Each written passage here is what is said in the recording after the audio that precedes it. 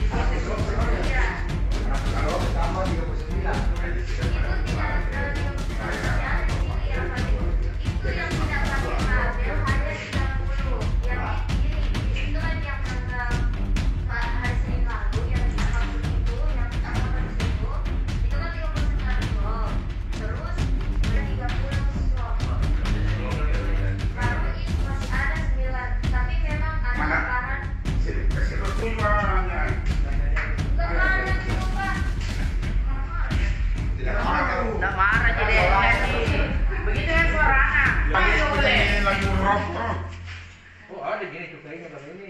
Ada semua cukainya. Nggak tahu dari mana. Itu yang dipermasalahkan yang tidak ada cukainya. Iya.